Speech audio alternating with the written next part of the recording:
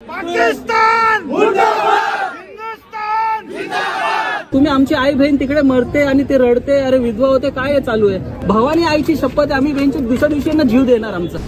पहली गन उसी पे चलाई, उसके बाद 70 लोगों को मार दिया।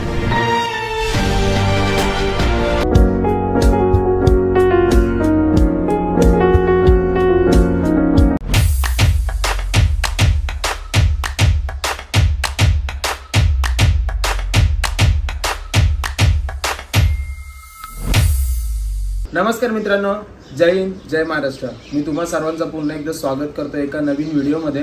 तर आजचा कुठलाही व्हिडिओ किंवा ब्लॉग नसणार आहे, तर आजचा जो व्हिडिओ असणार आहे तो तुम्हाला सगळ्यात जास्त हार्ट टचिंग व्हिडिओ असू शकतो। कित्येक लोकांना माहिती नसेल, डायरेक्ट मुद्द्यावरतीच येतो। तुम्ही सांगा मला की बरोबर आहे की नाही, चुकीचं आहे, कमेंटमध्ये मला नक्की सांगा की तुम्हाला काय वाटतं। तर मित्रांनो, तुम्हाला तर सर्वांना माहिती असेलच की पहलगाममध्ये जो अटॅक झाला होता काश्मीरमध्ये, तर भरपूर आपली यात्री जी आहेत ती फिरण्यासाठी गेली होती तिकडे, आणि भरपूर जण फिरायला जातात सुद्धा, कारण की गरमीचं सीझन आहे म्हटल्यावरती काही जण ट्रिपचे एन्जॉयमेंट करण्यासाठी तिकडे गेले होते काश्मीरला। आणि अचानक जो अटॅक झाला होता, त्या अटॅकमध्ये आपले भरपूर नागरिक जे आहेत तिथे त्यांना गोळी मारण्यात आली, त्यांच्यावरती अटॅक झाला होता। सो खूप वाईट वाटतं या गोष्टीचं की पाकिस्तानी लोकांनी आपल्यावरती हल्ला केला, आणि त्यांनी ना त्यांना कास्ट विचारली, ना त्यांना कुठली भाषा विचारली, त्यांनी विचारलं तो म्हणजे आपला धर्म। विचार करा, धर्म विचारून डायरेक्ट त्यांना गोळी मारण्यात आली, आणि वरून ते विचारतात की तुमच्या मोदींना जाऊन सांगा। तर माझं सुद्धा सरकारला हेच म्हणणं असणार आहे का आता तरी डोळे उघडा आणि आता तरी बघा की काय चाललंय आपल्या महाराष्ट्रामध्ये, आपल्या भारतात काय चाललंय, याचा आता तरी मोदी सरकारने, मोदीजींनी आता तरी निर्णय घेतला पाहिजे। मित्रांनो, सर्वात प्रथम तर माझ्या फॅमिलीकडून, माझ्याकडून व माझ्या इन्स्टा यूट्यूब फॅमिलीकडून भावपूर्ण श्रद्धांजली, कारण की आपल्या डोंबिवलीमध्ये सुद्धा 3 जण होते, ते सुद्धा त्या गोळीबारामध्ये ऑफ झालेले आहेत। तर मित्रांनो, तुम्ही एक विचार करा, जर आपली कोणतीही गर्लफ्रेंड वगैरे असती, त्यांच्या मनासारखं लग्न ज्या वेळेला होतं त्यावेळेला लग्न होऊन की आपण प्लॅनिंग करतो की इथे जाऊया फिरायला, तिथे जाऊया फिरायला, तसंच काहीतरी एक कपल होता आणि नेव्ही ऑफिसर होते ते, आणि त्या दोघांचं लग्न होऊन 6 दिवसच झाले होते, आणि त्यांनी प्लॅनिंग केलं होती काश्मीरला फिरायला जाऊयात करून।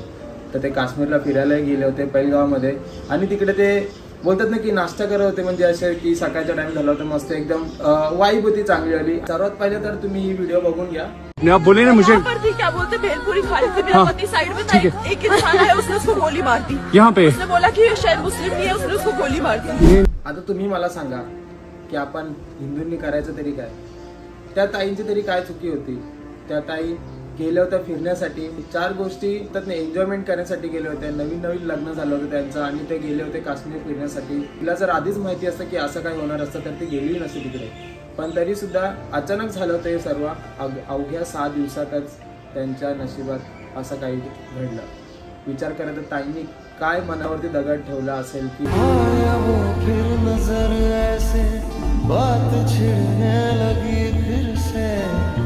आँखों में चुभता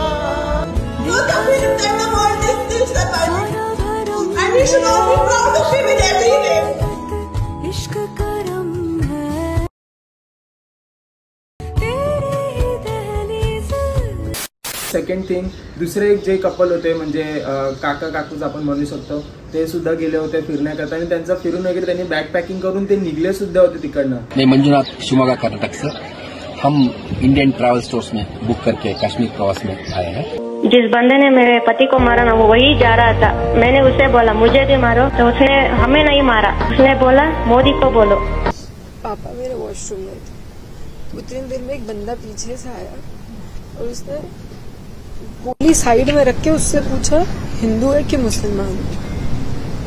मुसलमान है तो पहले कलमा पढ़ के दिखा। जैसे हमें पता ही नहीं, हम पीछे पलट के देखे हो क्या रहा है, हम उसकी तरफ स्माइल करके पूछे भैया क्या हुआ?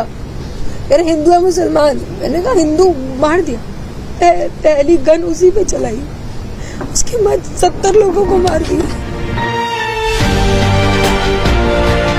तर मंडळी, आता मी काल संध्याकाळी गेलो होतो ज्या आपल्या बागशा ग्राउंडवरती, म्हणजे डोंबिवलीमधला सर्वात मोठा ग्राउंड आहे, त्या बागशा ग्राउंडवरती बॉडी वगैरे आहे ती आणली होती, आणि ती आपल्या बागशा ग्राउंडवरती ठेवली होती म्हणजे सर्वांना आणून. मग तिकडनं आपले सर्व डोंबिवलीकर जमा झाले होते. तर त्या काही क्लिप आहेत तर तुम्ही आता बघून घ्या सर्व. अख्ख्या डोंबिवलीमध्ये ट्रॅफिक जाम झालेलं आहे. आमच्या इथं ट्रॅफिक जाम बघू शकता. हे बघा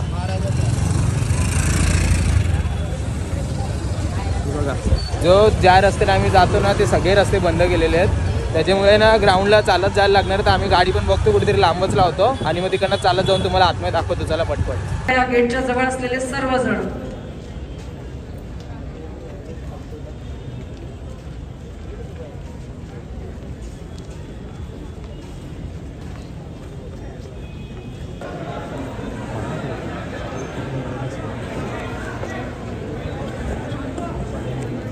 स्टेजच्या दोन्ही बाजूला खुर्च्यांच्या इथे फक्त नातेवाईक आणि आता जे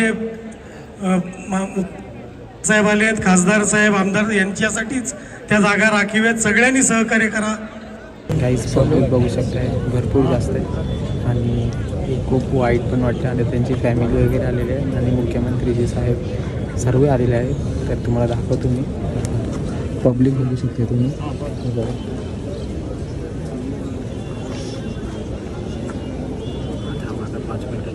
भरपूर पब्लिक आहे.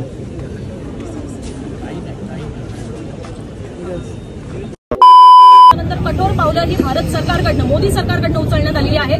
ज्याच्यामधला सगळ्यात पहिला निर्णय सिंधू पाणी करार हा थांबवण्यात आलेला आहे. परराष्ट्र विभागाकडनं ही आता घोषणा करण्यात आलेली आहे. अटारी बॉर्डर बंद करण्यात येणार आहे. पाकिस्तानी नागरिकांचा व्हिसा रद्द करण्यात येणार आहे. पाकिस्तान नागरिकांना भारतात आता प्रवेश बंदी करण्यात आलेली आहे. पाकिस्तान हाय कमिशनच्या 5 अधिकाऱ्यांना हटवण्यात आलेलं आहे आणि 48 तासात पाकिस्तानी लोकांनी भारतातून निघून जावं असं सुद्धा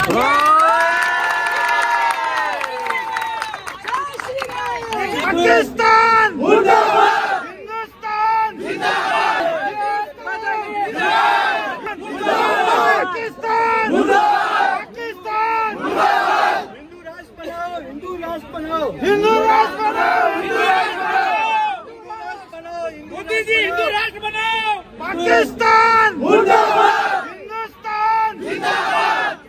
आता बघा 1947 पासून तेच आहे. त्याच्या अगोदरपासून सेम चालू आहे.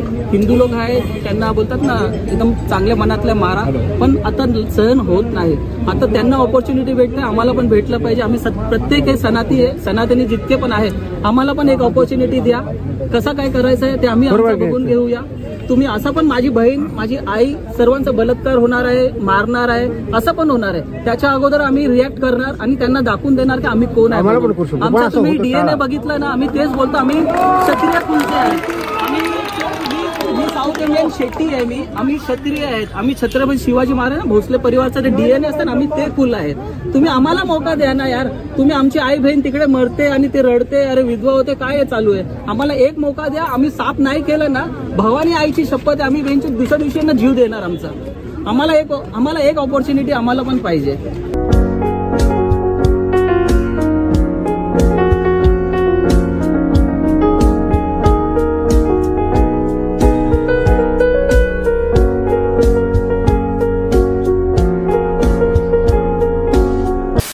काय चुकी होती त्या दोघांची जे काश्मीर फिरायला गेले होते. काय चुकी होती त्या दोघांची जे काश्मीर फिरून रिटर्न घरी येत होते. आणि काय चुकी होती त्या लोकांची जे काश्मीर बघण्यासाठी तेवढे लांब गेले होते. मित्रांनो व्हिडिओ मी इथेच एंड करतो. जय हिंद, जय महाराष्ट्र, जय शिवराय.